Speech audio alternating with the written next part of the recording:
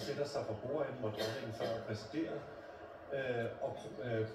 Det, som så på det tidspunkt er kronprins Christian, vil også rykke en tak op. Så man laver sådan en slags kongelig stoleleg af Rigsvæld og en ny kronprins i kongeriget. Og de billeder, dem får vi selvfølgelig for skudt, skal vi sende dem, men altså jeg tør godt våge den forstand, at der er god stemning inde på Slotspladsen, selvom der også er træk. Man skal nok i den indre by, vi skal nok ikke kunne regne med, men vi hørte jo også før, synes jeg, lidt spontant, tror jeg, en afsøgelse af Bornholm-flag. Det kan være, jeg siger det, også er parat til netop det. Der er ikke så mange skilte med republik nu. Når dronningen så forlader Christiansborg relativt diskret og i bil, man får sit øjeblik, så er det jo netop, at man har indlagt en minikur for rigets fremmeste mænd og kvinder, som har skabt lidt forvirring, fordi kongehuset som sædvanligt havde nær sagt holder kortene tæt til kroppen. Det er en ny kur, som altså er skabt primært for, at dronningen kan få mulighed for at forlade statsrådet. Så det har givet lidt forvirring væk. Der indfører sig en krone eller diademer i dagens anledning. Gerne uden på noget hue. Nogle takkende ord for dronningen, ligesom der kommer nogle takkende ord for statsministeren. Altså vi skal lige huske på, at der bliver altså ført en protokol, selvom det er lovet. Men i det øjeblik, den træder ud, så ved vi med sikkerhed, at Thomas Frederik er blevet til kong Frederik den 10. af Danmark, og det er det næste højdepunkt. Og de 10.000 vis af mennesker, der har taget op til dronningen sin nytårstale, og pludselig var det hele om Frederik. Og noget tyder på, at det kommer til at ske meget snart.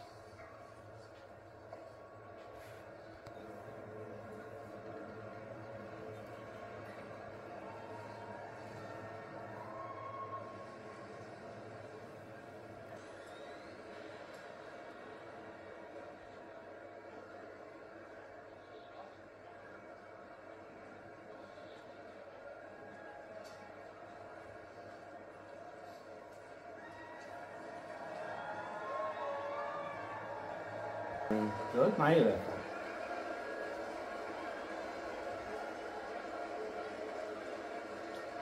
På Slotsplads, mens de 10.000 vis af mennesker vifter med Dannebrog, og altså for sidste gang siger tak for 52.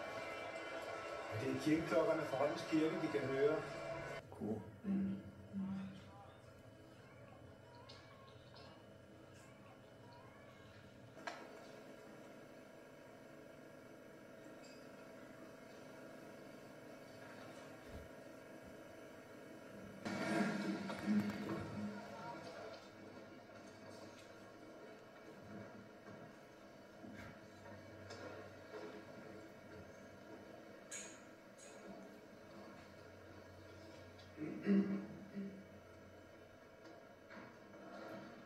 Ja, han er stor end sin far.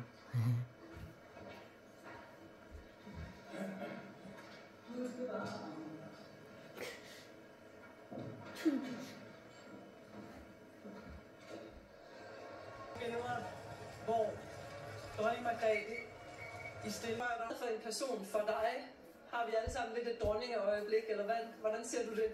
Jamen, jeg har faktisk et par stykker. Jeg møder folket i 10.000 vis, over 100.000 mennesker.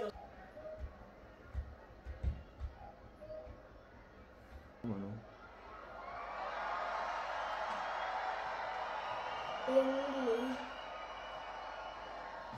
Jeg vil bare sige endelig i stedet.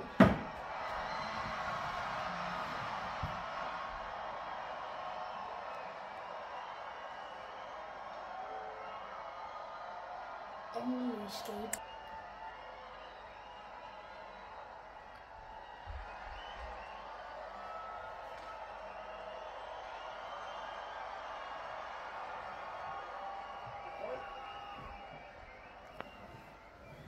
Så statsministeren.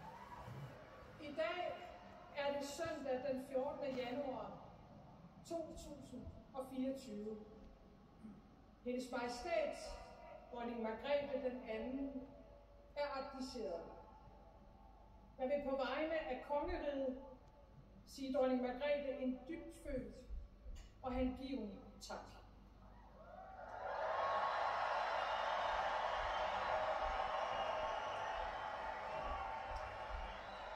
Tak for at løfte arven, pligten og ansvaret. Tak for at forbinde os til fortiden og forberede os til fremtiden. Tak fordi de gjorde dem umage og meget mere til. Vær dronning og vær konge er et led i en mere end 1000-årig kæde. Når den ene træder tilbage, står den næste klar. Og den kronprins, der nu bliver vores regent, er en konge, vi kender, en konge, vi holder af, og en konge, vi stoler på.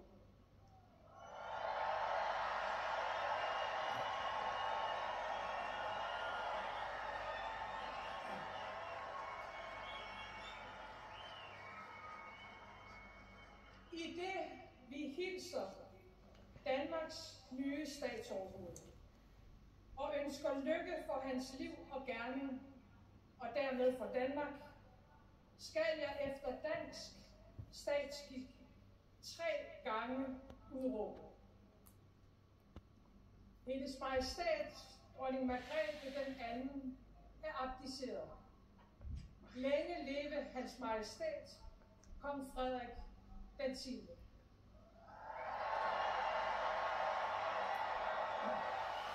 Hendes Majestæt, dronning Margrethe den anden, er abdiceret. Længe leve hans Majestæt, kong Frederik den 10.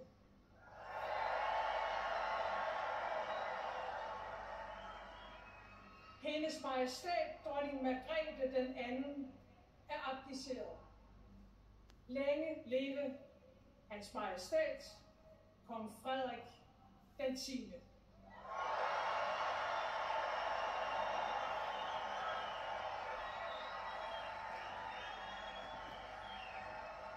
Og nu et nifoldigt leve for hans Majestæt, kongen.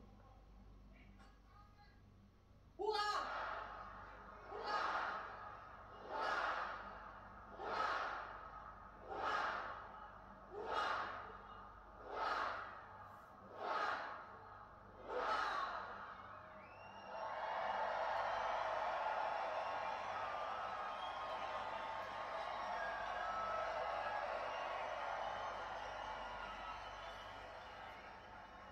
Min mor, hendes Majestæt, dronning Margrethe den anden, har regeret Danmark i 52 år.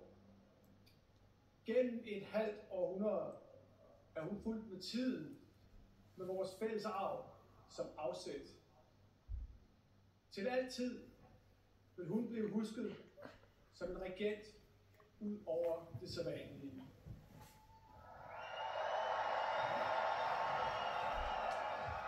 Min mor har som få formået at gå i ét med sit kongerige. I dag går tronen videre. Mit håb er at blive en samlende konge af i morgen.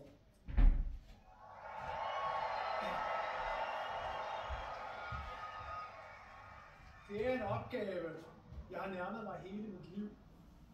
Det er et ansvar, jeg tager på mig med respekt, stolthed og stor glæde. Det er en gerning, jeg vil gøre mig umage med og bære gennem den tillid, jeg møder. Jeg får brug for al den støtte, jeg kan få fra min elskede hustru, fra min familie, fra jer og fra det, der er større end os. Fremtiden går jeg i møde med vidstheden om, at jeg ikke står alene. Forbundne, forpligtet for kongeriget Danmark.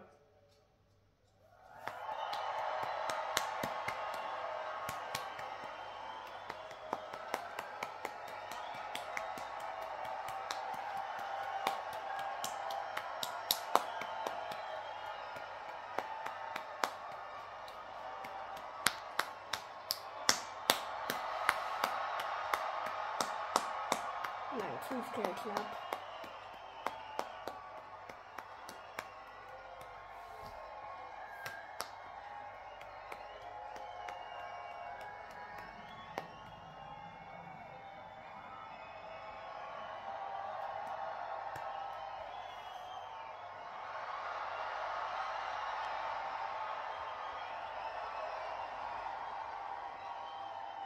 Det blev godt nok store. Og så tvillinger.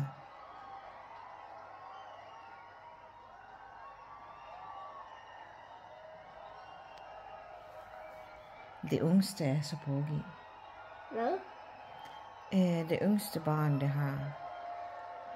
Du mener drengen? Ja. Ja, det er tvillinger jo. Det vidste jeg ikke. Ja, hende. Jeg har aldrig været med om det. Hende og så den anden. Hvor lang tid skal jeg lige vinke? Hey, der er et ballon. Hvor står ballonen? Mm. Hvor lang tid skal jeg lige vinke?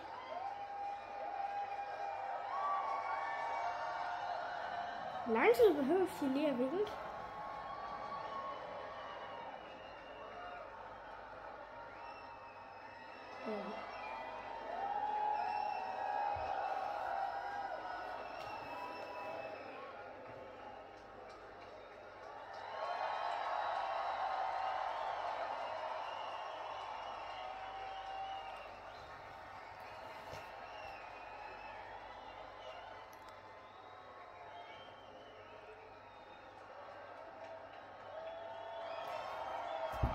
Hvor lang tid behøver de lige at vinke?